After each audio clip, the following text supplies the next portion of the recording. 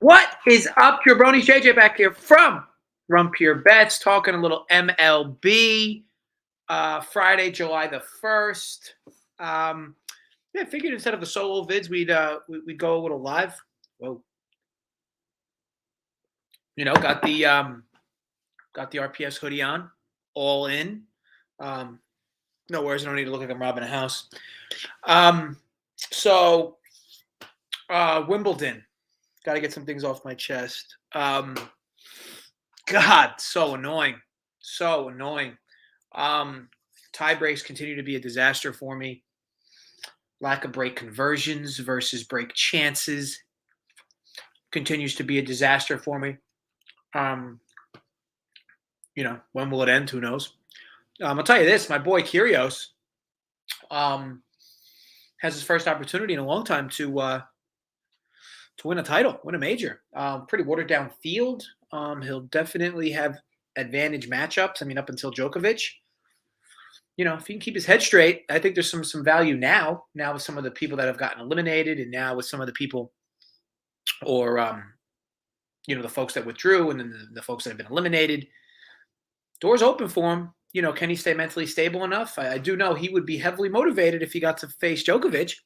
So, we'll see how that goes. But needless to say, Wimbledon's been okay for me. I've been hitting sub 50%.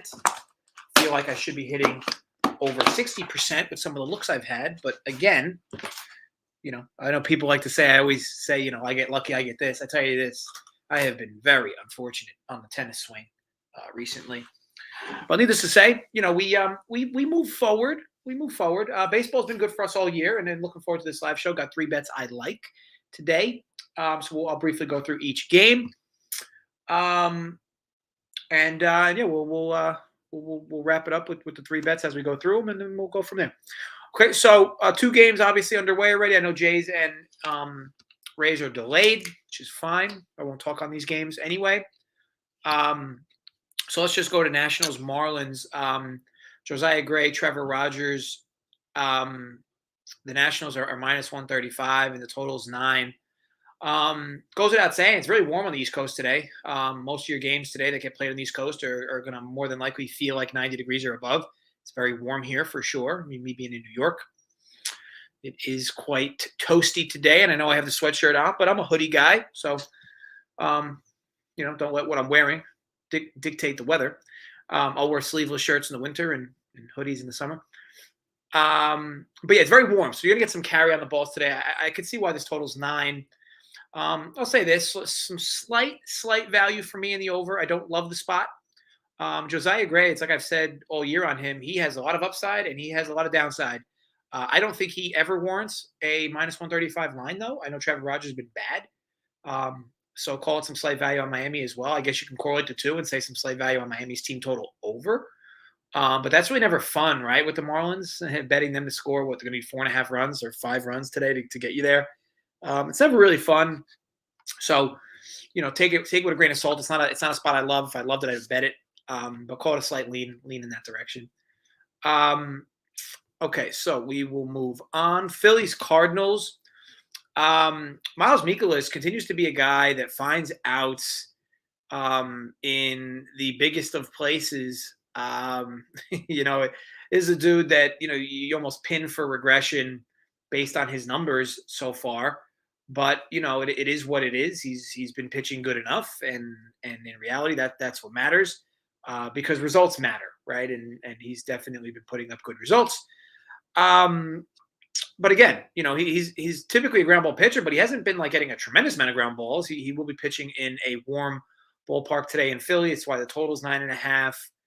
I mean, at what point does this dude get snake bitten? Could be tonight. I think that here's a problem, right? So Bailey Falter. I mean, not a lot to love about him. I know he had some decent innings on him last year. Kind of a glorified pen guy. I think they're trying to extend him a bit this year. Maybe they are. His pitch count's been getting extended. So, but he's tough to love in any regard. This Cardinals team is pretty malicious, but their lineup, it's a little beaten up. I mean, I felt fortunate to win that solo vid last week. Last week on Tuesday. We're down We're down. We need 3 runs in the fourth to win the bet. I mean, in the 5th inning to win the bet. So kind of felt like we got bailed out there, which was nice because that bet seemed dead to rights from the beginning. I mean, Dakota Hudson is a guy that unfortunately I continue to win bets, betting on him or against him, but man, the dude's tilting. Like, he typically throws better at home, but he hasn't been throwing good at home either. He's just in this like weird tailspin. But anyway, I was happy to get that win. And as for this game, I can't bet an under here in this weather at this park. I mean, the ball absolutely just rips in this park in this type of warm humidity. Falter, I think Falter is the reason why it's tough to love the Cardinals, right? I mean, I love the Phillies. But I think you can maybe squeak Phillies team total over. I'll tell you this though: if you've been betting team total overs when Mikolas has been on the mound, you have not exactly been cashing.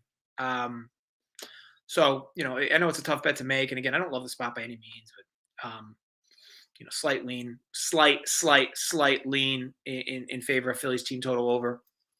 But again, that has more to do with them putting pressure on Mikolas, but that has not been a profitable venture this season. Reds, Braves, Mike Minor, Max Fried. It's probably the biggest bet on the board, right? Or biggest line on the board. Fried has been sensational in many ways. He wasn't really a strikeout pitcher before this year. Now he's getting a lot of strikeouts. He's throwing smoke.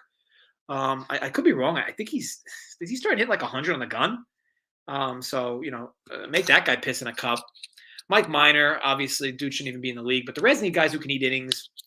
And I guess at times he can eat innings.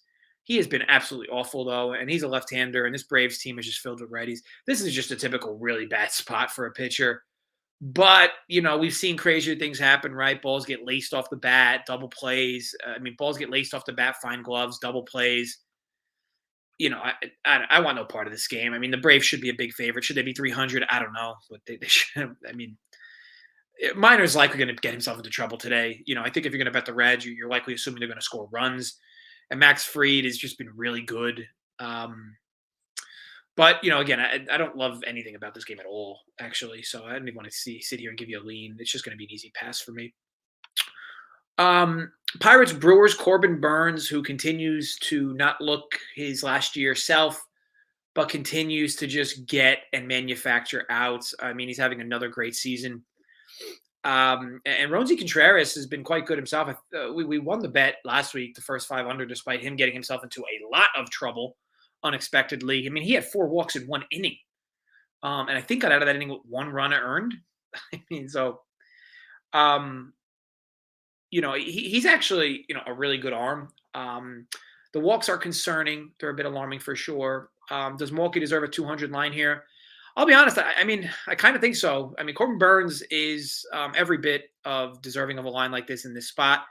But I think if you truly think that the Contreras can slow down the Brewers lineup, maybe get yourself bet the under here instead of trying to fire on the Brewers or the Pirates for that matter.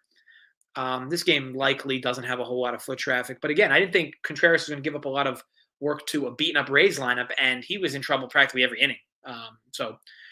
Maybe he lets up here in this spot, or maybe he dominates here. But either way, I do think the line's fair. I think this line is where it should be. And as for the total, again, lean under slight, but don't love it. And the bullpens on the Pirates end, you're going to get your full 9 at bats today. It's a close game. Obviously, Brewers pen will seal things up likely, but Pirates pen is not great. So, overall, just an easy pass. And just to be clear, in case you think I'm not going to go through any games that I like, the games I like are actually in the later evening. So we will still talk on these games because I don't leave you hanging. Thank you, Joseph. Appreciate it. Glad you like the do. So appreciate you. Yeezy, my guy. What's happening? Fran. At least I'm somebody's favorite uncle. And Robert. Feels good outside is an understatement.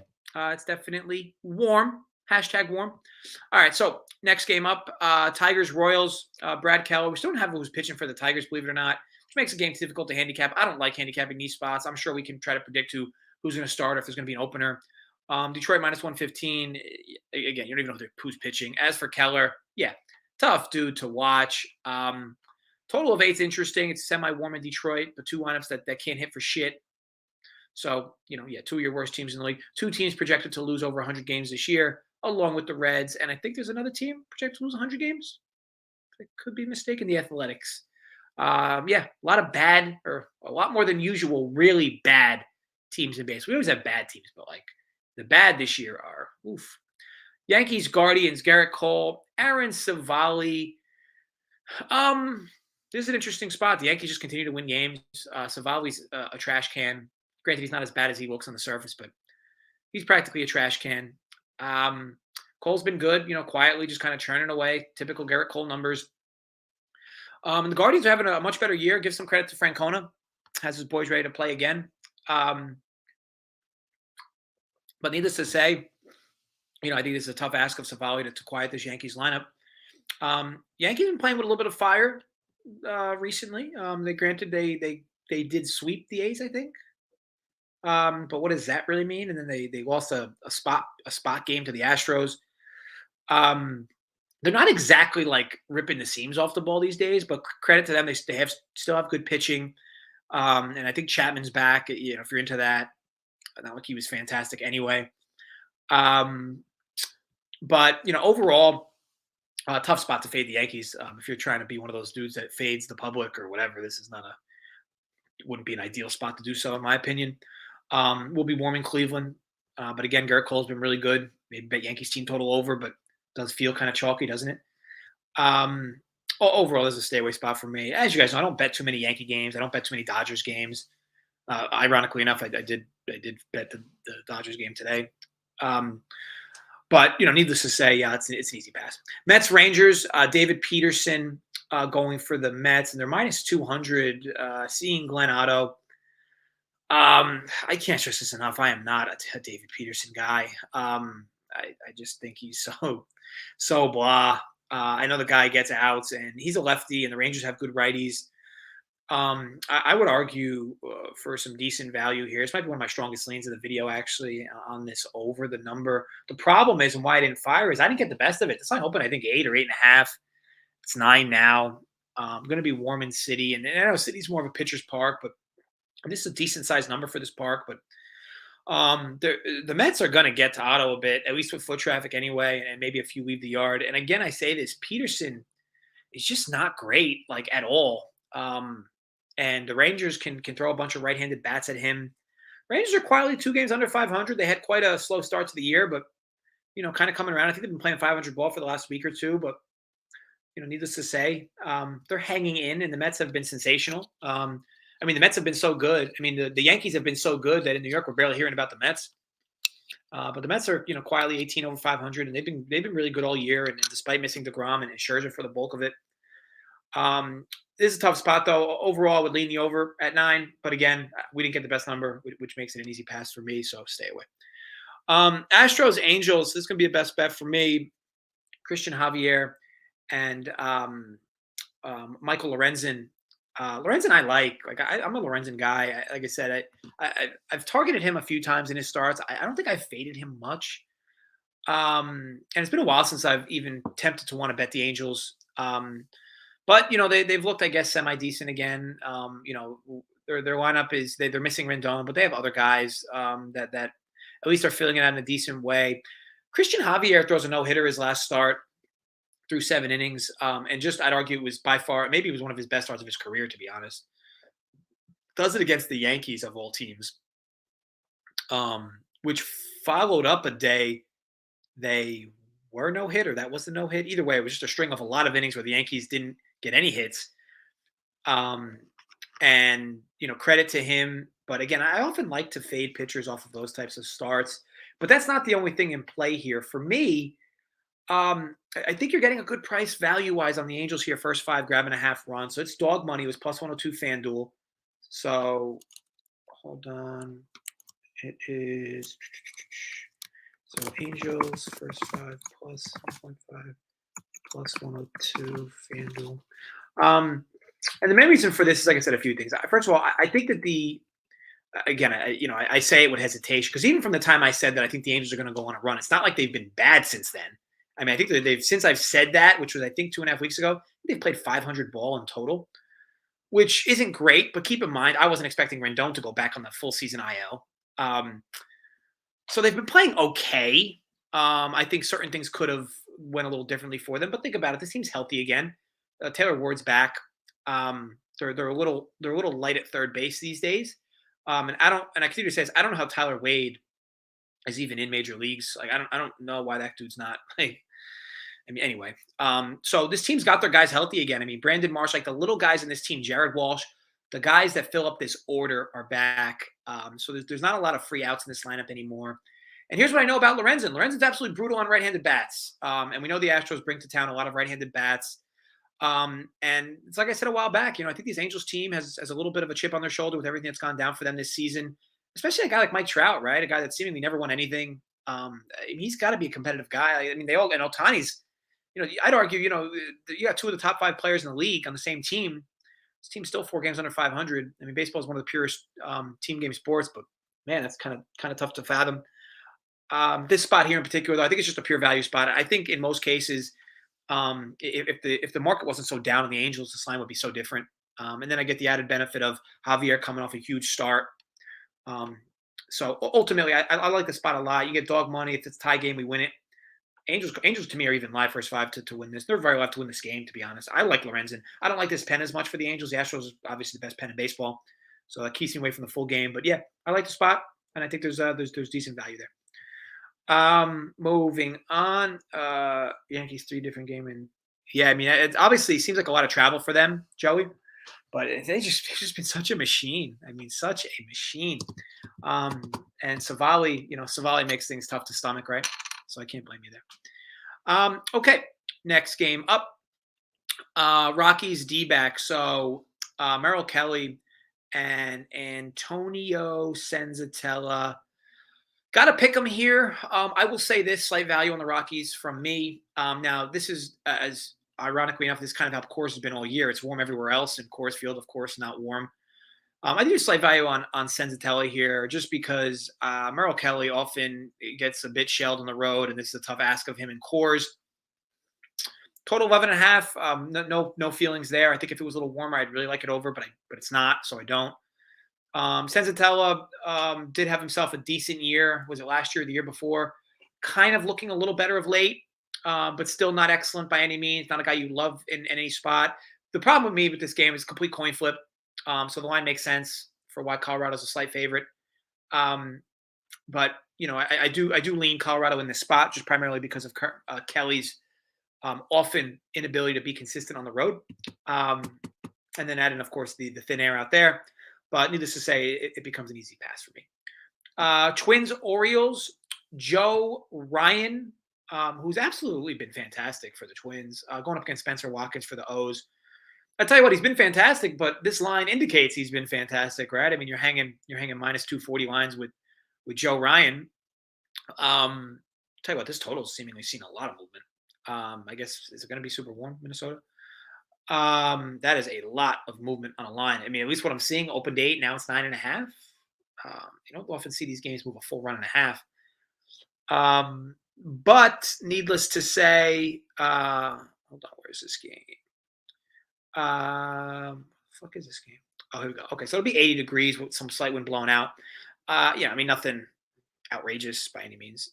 I'll tell you this. To me, Ryan in this spot should be slightly over 200. So, I guess there's 20 or 25 cents of value potentially on the O's. But again, as the number climbs, you need more value than you would if the line's like 110. Makes the game an easy pass for me on the Twins. And I don't have enough oomph in me to want to back the O's in this spot in any fashion. And I also like the O's. You guys know this. I like the O's when they're facing susceptible lefties or righties with reverse splits. That's not Joe Ryan or beefy reverse splits. So that becomes a pass, and it's for the total. I guess if it continues to climb, maybe some value in the under, but nothing I love by any means. Next game up, Dodgers Padres. So this is likely to be an unpopular selection here, but this is how I often bet the sport. So I know that I do like to bet a lot of totals, and I do like to find streaking teams that I don't think the market's overreacted to, and then of course I like to find value spots. Tony Gonsolin has been a guy that I have not gotten right this year because one of the few times I bet on runs with the Dodgers. Actually, I bet on a lot of Tony Gonsolin now that I think about it. I bet an over in a Gonsolin game, I think Sunday Night Baseball last week, and I think there was that fucking game almost won because it went to extras. Oh my God, I forgot. But Gonsolin threw good again. He's been so good. But man, like you look at you break down his numbers, and it's like this dude doesn't deserve his ERA. As for Blake Snell, he's been a shell of himself. But again, for me, the purest of value here. Again, if you're betting the Dodgers in this spot, like if you're not somebody who's been betting the Dodgers all year, and then this is the spot where you're like, you know what, I'm gonna bet the Dodgers tonight. I mean, you are buying the Dodgers at the maximum price here in Gonsolin, and you are selling the Padres at the lowest of prices with Blake Snell. Again, Blake Snell's been horrible, but we know his upside, and he's often really bad on the road. But again, I can't look past value. For me, you get first 5 here with Snell, only at -105, grabbing a half run. The Padres lineup is not excellent by any stretch these days, and the Dodgers definitely trump them in that regard. My problem is I don't know. This might sound silly. I don't fully trust everything we've seen out of Gonsolin, and I know the sample's growing and growing and growing. But at least the Padres have gotten Machado back, and this lineup's at least starting to look a little better. It's not great by any means, but it's looking a little better. Um, but all things considered, I think from a lineup perspective, the Dodgers do have a slight edge, of course. Um, but starting pitcher, I mean, if you give me these guys on their best day and you give me these two on their worst day, I mean, wouldn't you argue Blake Snell's better in both scenarios? Um, like I said, maybe it's because I'm a little biased. I don't trust what we've been seeing at a surface level from Gonsolin. So maybe I'm being a little too biased there. And Snell, I've never been like a Snell homer, but I mean Snell plus 150. I almost don't care who he's facing because he has the upside there. And again, I feel like we're really buying at a bottom wheelbarrow price here in this game. The reason why I don't want full game is we know the Dodgers pen's better than the Padres. And I typically, Snell, you can rely on him to typically get you 4 or 5 innings, typically, not always.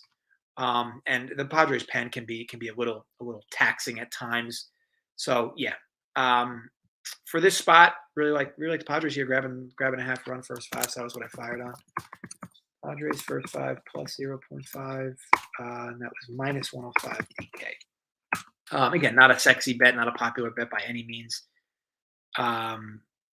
But needless to say, that's where I was at. What's up, Pie Eater? Drew? All right, so moving on. Another game where I have a best bet. So last but not least, so the Mariners and the Athletics, Marco Gonzalez and James Kaprielian.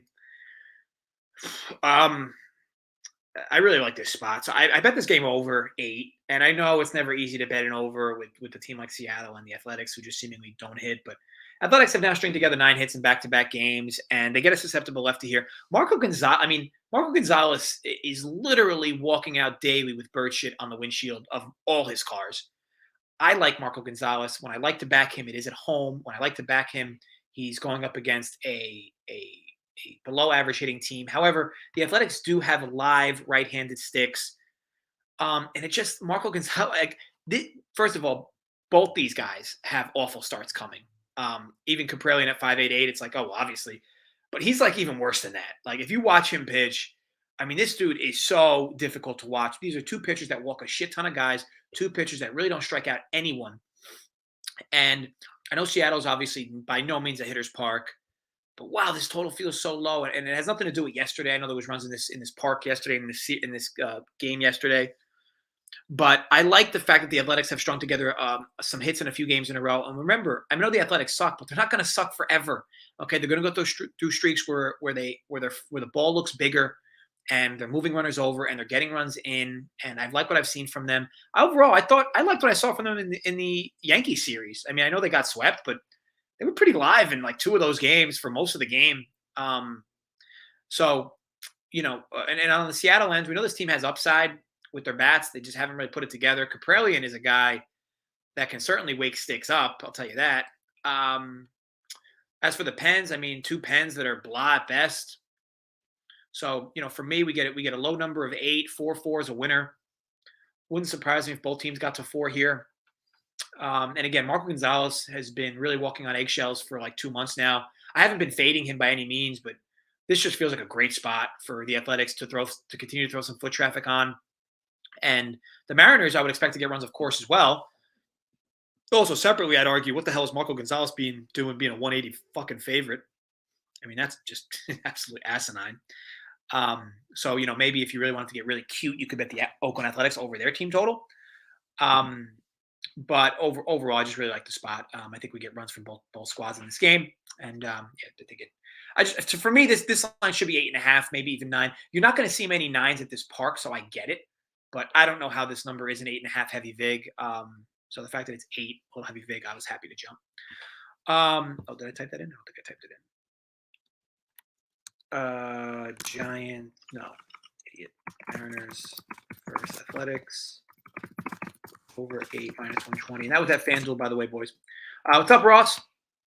Pie, it's always a sexy bet. Yeah, I mean, one of us needs to settle the fuck down, Pie Eater. And now, what's up, Rob? All right, so last but not least, Giants, White Sox. So Alex Cobb, Lance Lynn. I mean, what is going on with Lance Lynn? I think I said this in the last time he was starting, which I think was it last Saturday, where I was like, I'm not going to try to predict what exactly is going on here. But he has not looked anywhere near himself. And maybe he finds his form in one of these starts. I'm not looking to find out when that is. Alex Cobb, has been, another blah type pitcher. Years ago, Cobb, you could rely on him for a bunch of Ks, and he was often pretty good against righties. But these days it's a little different. 7.5 total in this park, but it's not exactly going to be warm in San Fran, so it makes it tough to love total, love anything there. And again, you have two pitchers that do have high upside in terms of when their stuff's on, they could definitely get a lot of swings and misses. But needless to say, I don't love anything about this game. Like, to me, the line probably should be minus 150. I know it opened 35, but Cobb should be. I mean, until Lance Lynn proves he can get outs with some consistency, it's hard to want to back him in any regard. Now, granted, we could have the conversation of quote unquote value, right? But I mean, have we seen anything good from Lance Lynn in his small stint? I mean, I would like to see something good from him, right? I mean, at least something, because he's been tough to watch in every single start this year.